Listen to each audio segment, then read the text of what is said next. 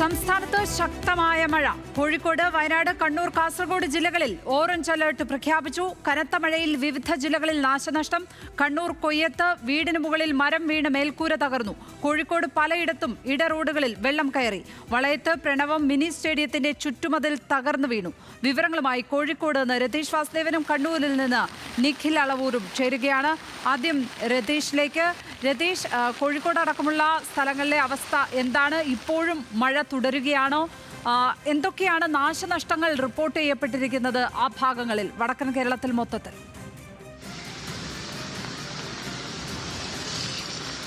ലക്ഷ്മി പത്മ, വലിയ തരത്തിൽ മഴ ആരംഭിച്ചിട്ട് ഇന്നലെ രാത്രി തുടങ്ങിയ മഴയാണ്, അത് തുടരുകയാണ്. എന്തായാലും നേരത്തെ സൂചിപ്പിച്ചതുപോലെ വലിയ തരത്തിലുള്ള നാശനഷ്ടങ്ങളും മറ്റ് ആളപായങ്ങളോ പരിക്കുകളോ ഒന്നും ആർക്കും സംഭവിച്ചിട്ടില്ല ഈ കനത്ത മഴയിൽ. എന്നാൽ നഗരത്തിലെ ഉൾപ്പെടെ ഇടറോഡുകൾ പൂർണ്ണമായും പലയിടത്തും വെള്ളത്തിൽ മുങ്ങിയിട്ടുണ്ട്. അത് ആ പ്രദേശങ്ങളിൽ വാഹനഗതാഗതം ഉൾപ്പെടെ തടസ്സപ്പെടുന്ന സാഹചര്യം ഉണ്ടായിട്ടുണ്ട്. മലയോര മേഖലകളിലും മഴ ശക്തമാണ്. എന്നാൽ പലയിടങ്ങളിലും മരം വീഴുക ഉൾപ്പെടെയുള്ള ചില വളരെ കുറഞ്ഞ അപകടങ്ങൾ മാത്രമേ ഉണ്ടായിട്ടുള്ളൂ. വളയത്ത് സ്കൂളിൻ്റെ മതിൽ കനത്ത മഴയിൽ തകർന്നിട്ടുണ്ട്.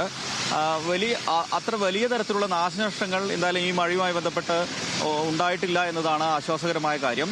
ഓറഞ്ച് അലർട്ട് പ്രഖ്യാപിച്ച സാഹചര്യത്തിൽ ജില്ലാ ഭരണകൂടം അത്തരത്തിലുള്ള എല്ലാ മുൻകരുതലുകളും റവന്യൂ തലത്തിലുള്ള ഉദ്യോഗസ്ഥരോട് മുൻകരുതലുകൾക്കൊക്കെ സ്വീകരിക്കാൻ പറഞ്ഞിട്ടുണ്ട്. എന്തായാലും തുടക്കത്തിലുള്ള മഴ, ആദ്യ ദിവസത്തെ മഴ എന്ന നിലയിൽ തന്നെ ജില്ലയിൽ വ്യാപകമായി മഴ ലഭിച്ചിട്ടുണ്ട് എന്ന് തന്നെയാണ്.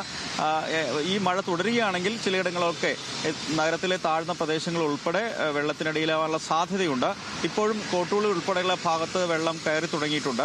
എന്തായാലും നിലവിൽ മഴയുടെ ശക്തി അല്പം കുറഞ്ഞിട്ടുണ്ടെങ്കിലും വീണ്ടും മഴ തുടരാൻ തന്നെയാണ് നിലവിലുള്ള സാഹചര്യം വ്യക്തമാക്കുന്നത്.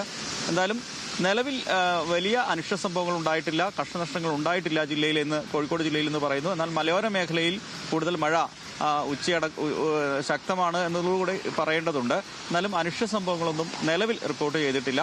ഓറഞ്ച് അലർട്ടിന്റെ ഗൗരവത്തോടെ തന്നെ ജില്ലാ ഭരണകൂടം അതാത് പ്രദേശങ്ങളിൽ കാര്യങ്ങൾ നിരീക്ഷിക്കുന്നുണ്ട്. വലിയ നാശനഷ്ടങ്ങളൊന്നും ഉണ്ടായിട്ടില്ല എന്നുള്ള കാര്യം ആശ്വാസകരം തന്നെയാണ്. ആശ്വാസത്തോടു കൂടി തന്നെയാണ് ആ വാർത്ത കേൾക്കുന്നത്.